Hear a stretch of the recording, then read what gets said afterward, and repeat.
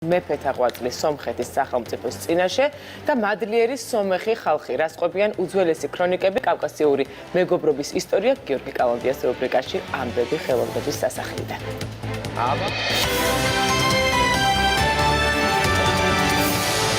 დილამშვიდობის როგორ ბრძანდებით? კოვიდის, რა ვიცი, ნელ-ნელა ღვთისწყალობით.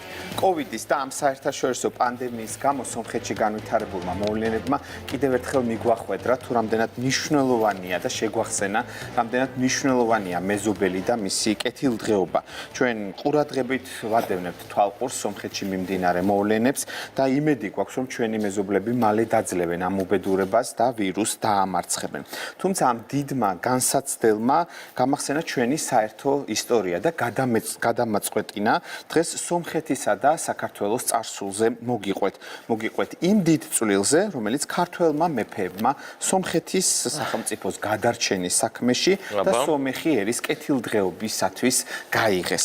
მას ასე 1055 წელს ბიზანტიის ბრწყინვალე იმპერატორმა კონსტანტინე მე-9 მონომახმა თავისთან მოტყუებით ჩაიტყუა სომხეთის უკანასკნელი მეფე გაგიკი და ის საპატიო ტყვედ აქცია.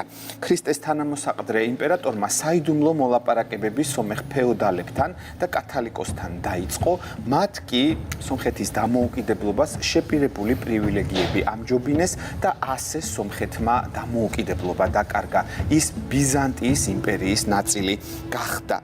ბიზანტიელები სასტიკად ექცეოდნენ ჩაგრულ სომეხ ხალხს იმპერიის დაცვის მიზეზით მათ ჩრდილოეთ სირიაში, შორეულ კილიკიასა და ბულგარეთში ასახლებდნენ. ამ უბედურებას კიდევ ერთი დიდი ტრაგედია დაატყდა 1065 წელს სომხეთს შემოეციან თურქ-სელჯუკები და მიწასთან გაასწორეს სომხეთის სახელოვანი დედაქალაქი ანისი. ყოველი სომეხის ოჯახში დიდმა უბედურებამ დაისადგურა. ცნობილი სომეხი ისტორიკოსი მხითარ გოში საშინლად მოთქვამდა ამ ტრაგედიის შესახებ. ეს ისტორიული ტექსტი დღემდე შემორჩენილია და მე ახლა გთხოვთ ერთად მოვისმინოთ ამ საოცარი ტექსტის შინაარსი, რომლის ჩაწერაც შესანიშნავ ქართველ მსახიობს ზურაბ ყიფშიძეს ვთხოვე.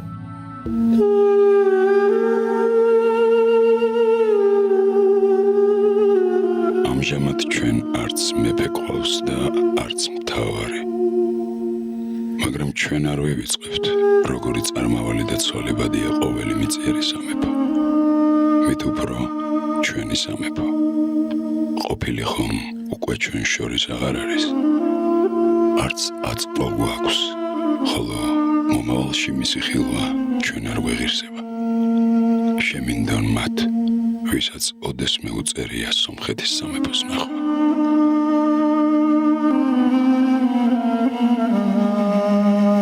საკმაოდ ძიმე ტექსტია და როგორც გითხარით, ამ გოდების მიზეზი ის იყო, რომ 1045 წლიდან კავკასიაში უკვე სომხეთის სახელმწიფო აღარ არსებობდა და იმდენად პესიმისტური იყო სომეხი მოღვაწეების აზრი სომხეთის სახელმწიფოს მომავლის შესახებ, რომ ტექსტში მოისმინეთ, მომიტევოს მან, ვისაც კი ოდესმე ეღირსება სომხეთის სახელმწიფოს ნახვაო. სომეხი ხალხი უდიდეს ჩაგვრას განიცდიდა როგორც სელჯუკთაგან, ისე ბიზანტიელებისაგან, თუმცა გარდატეხა მე-12 საუკუნეში მოხდა, უпроსწორად 1124 წლის მაისში, როდესაც სომხეთისათვის ბრძოლას საქართველოს სახელოვანი მეფე დავით აღმაშენებელი იწყებს.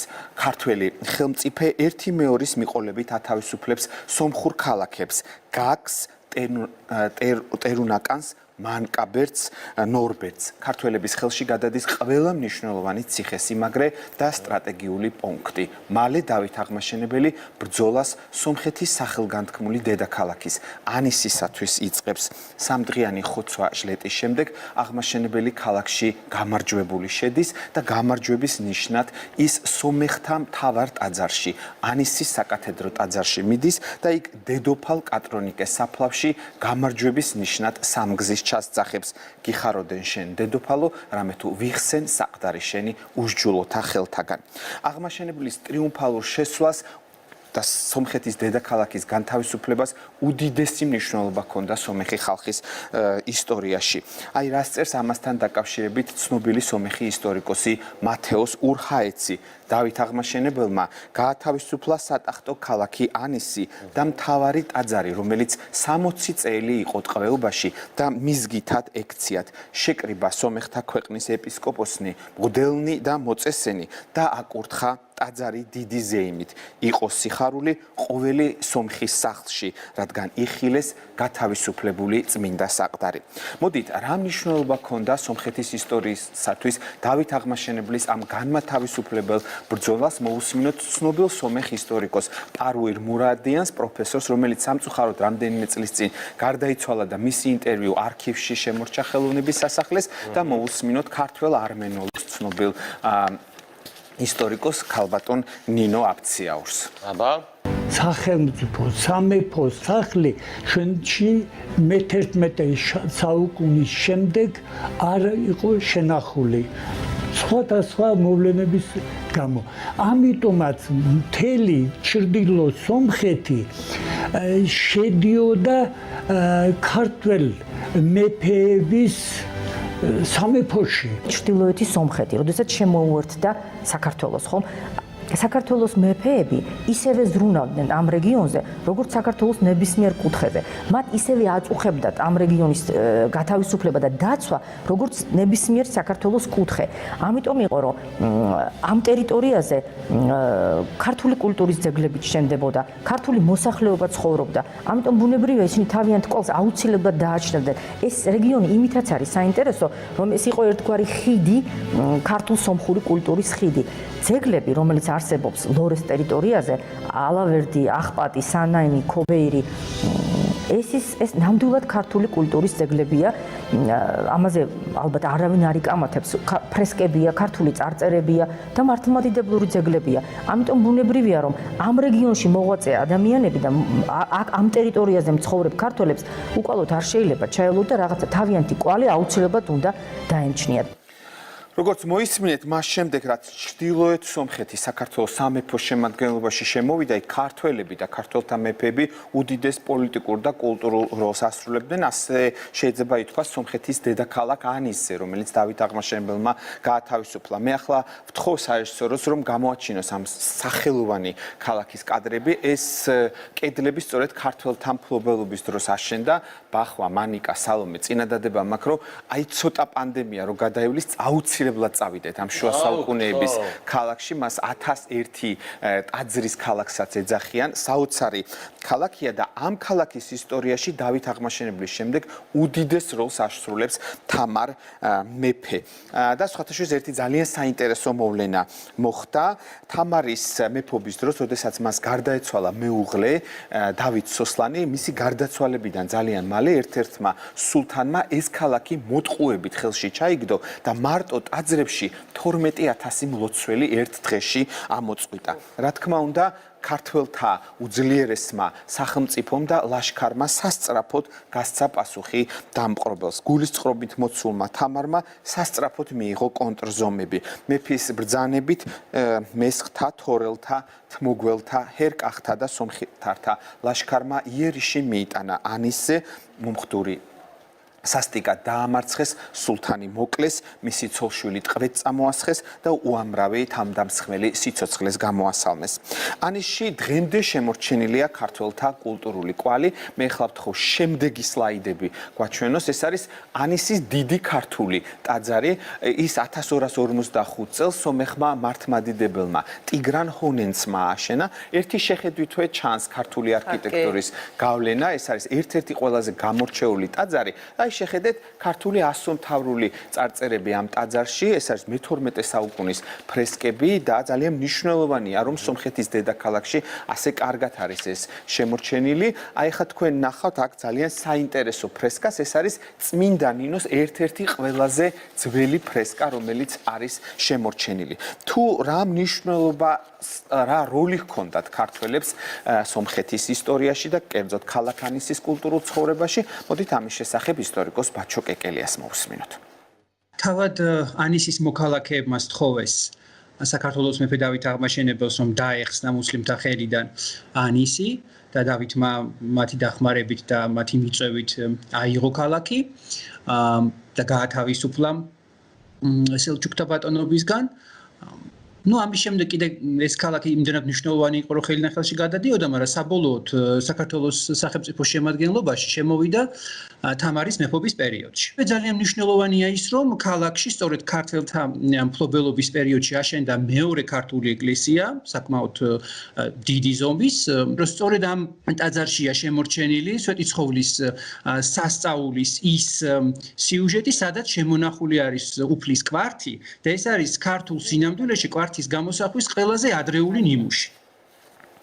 რადგან სომხეთში ქართველთა პოლიტიკურ თუ კულტურულ როლზე ვსაუბრობთ, არ შეიძლება არ გავიხსენოთ და ახლა ეკრანზე გამოჩნდება თანამედროვე სომხეთის ტერიტორიაზე არსებული ერთ-ერთი გამორჩეული ქართული ტაძარი, ეს გახლავთ ახტალის სახელოვანი ტაძარი, ღვთისმშობლის სახელობის ეკლესია და ის არის საოცრად ლამაზი ფრესკებით დამშვენებული. თქვენ ხედავთ ქართველ წმინდანებს, ეფთიმე მთაწმინდელს, ილარიონ ქართველსა და გიორგი მთაწმინდელს, თუმცა სომხეთში ქართულ ისტორიულ ძეგლთაგან ჩემთვის ყველაზე საყვარელი და გამორჩეული მაინც ქობერის მონასტერია, მას მეორენაირად ქობაირსაც ეძახიან. ეს თავმოღვეული ტაძარი დღესაც ფრიალო კლდეს გადაყურებს, ის მე-19 საუკუნეში დიდმა მიწისძვრამ დაანგრია, თუმცა დღემდე კარგად შემორჩა ქართული ფრესკები და რაც ყველაზე მნიშვნელოვანია, დღემდე შემორჩა ქართული წარწერები.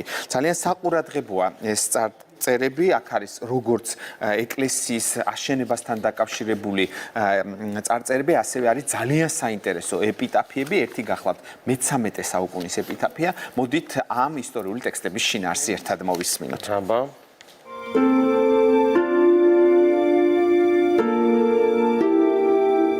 ქრონიკონსა 1266 წელს მოწყალებითა ღვთისაითა და მეოხებითა ყოვლა წმინდისა შანშიანისა ღვთისმშობლისაითა მე შაჰ მანდა თურთუხუცესისა ძემან ბერმან გიორგი შეწევნითა ამის ყოვლა წმინდისაითა დიდსა იწროებასა შინა ჟამთასა დავფიქლე ეკლესია ესე ქვეშეთ კარის ბჭითურთ და დალეწილნი ზედაით ქვისაგან მევე შევკაზმენ სახსრად ჩემდა გამოვედით სოფლისაგან ცუდქმნილნი და გამომგრთალნი გულსა ცეცხლი მომდები ამომდიან პირით ალნი დიდთა ჩემთა შუებათაგან დამრჩეს ჩოხის ნაფერთალნი კურთხეულ ხარ ქრისტე ღმერთო შენ და შენ მისამართალნი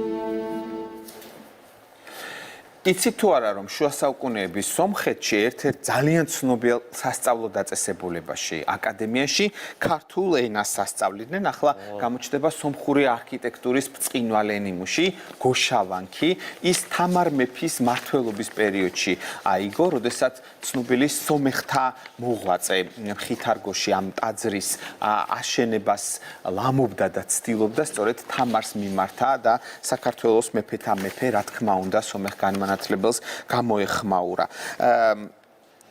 მინდა გითხრათ რომ ჩაგრულ სომეხ ხალხს, რომელიც ჯერ ბიზანტიის იმპერიისაგან, შემდეგ სელჯუკთაგან უდიდეს ტანჯვასა და ჩაგვრას განიცდიდა, სწორედ ქართველი მეფეების და საქართველოს სახელმწიფო შემადგენლობაში მიეცა ეროვნული თვითმყოფადობის შენარჩუნების საშუალება და სხვათა შორის ამის დასტური გახლავთ ეს გოშავანქის ძალიან ცნობილი ტაძარი და აკადემია და რაც ყველაზე მეტად მახარებს, მადლიერი სომეხი ხალხი ამ ამბავს დღემდე იხსენებს. ამის დასტურად მე გთავაზობთ ინტერვიუს, რომელიც გოშავანქში ჩავწერე, აი თანამედროვე სომხებისაგან და მოდით ერთად მოვისმინოთ, როგორ იხსენებენ ისინი თამარ მეფეს. სულ რამდენიმე ხნის წინ, არც თუ ისე შორს.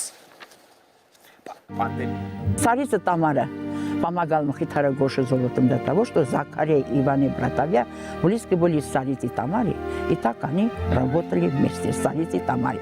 Грузинские. Сперва здесь и это старинное время земля была и грузинская, и армянская. Они вместе работали. Закария и Иван братья, царица Тамара, они работали. Значит, царицу Тамару вы здесь знаете? Да, знаем, что помогал. Что Мхитару Гошу помогал и строили этот монастырь. Не только в этом монастыре знают царицу. Царицу Тамару знают все Армении. Все-таки он великий государь. И вот это время, как сказать, это серебряные века Армении и Грузии, можно так сказать.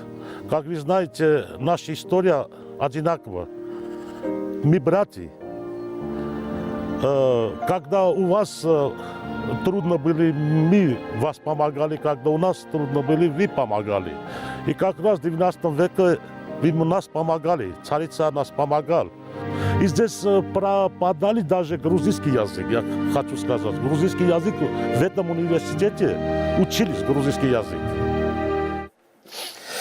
გოშავანგზე ზრუნვა ქართველ მეფეებს არც თამარის შემდეგ მიუტოვებიათ ამის დასტური 1208-1251 წლებში ამ სამონასტრო კომპლექსის ტერიტორიაზე ჯერ ლაშა გიორგის შემდეგ რუსუდანის მმართველობის დროს აგებული ორი ტაძარი. სხვათა შორის თამარ მეფეს მადლიერებით არა მარტო თანამედროვე სომხები მოიხსენიებენ, არამედ ძველი ისტორიული წარწერები, რომლებიც დღემდე შემორჩა სხვადასხვა ტაძრის კადრებზე. ახლა გამოჩნდება ერთი სახელოვანი სომხური ტაძარი, რომელსაც სახელად ქვია ჰუვანავანქი, ის მე-5 საუკუნეში არის დაარსებული და მასზე არის ძალიან საინტერესო წარწერა.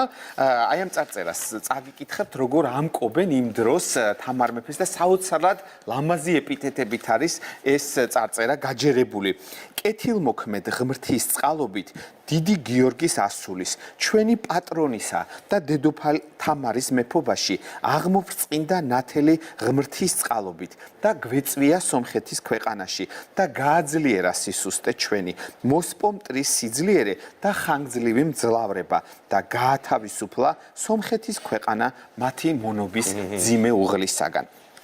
აღნიშნული წარწერები ძალიან კარგად მიუთითებს ქართველი მეფეების დიდ წვლილზე და როლზე ჩრდილოეთ სომხეთის ისტორიაში. თუმცა როგორც ჩანს, ეს წვლილი და ეს კულტურული გავლენა დიდი ხანი არ შეწყვეტილა და მე-18-მე-19 საუკუნეშიც კი იყო. ჩვენ ახლა ვნახავთ ეკრანზე ახპატისა და სანაინის ტაძრებს, რომლის საფლავის ქვებს მე-18-მე-19 საუკუნეებში ორენოვანი წარწერები ამკობს. ამკობს წარწერები როგორც სომხურ ენაზე, ასევე ქართულ ენაზე, რაც იმაზე მიუთითებს, რომ აი აგერ შეხედეთ, მაგალითად წარწერა გასპარ, ასევე შემდეგ არის სომხური წარწერა და გამოჩნდება კიდევ ერთი ძალიან საინტერესო ეპიტაფია, სადაც ასევე ორენოვანი წარწერები, აი ზემოთ სომხური და ქვემოთ მხედრული. ეს არის მე-19 საუკუნე, რაც ნიშნავს, რომ რეგიონში ქართველთა კულტურული როლი ძალიან დიდი იყო.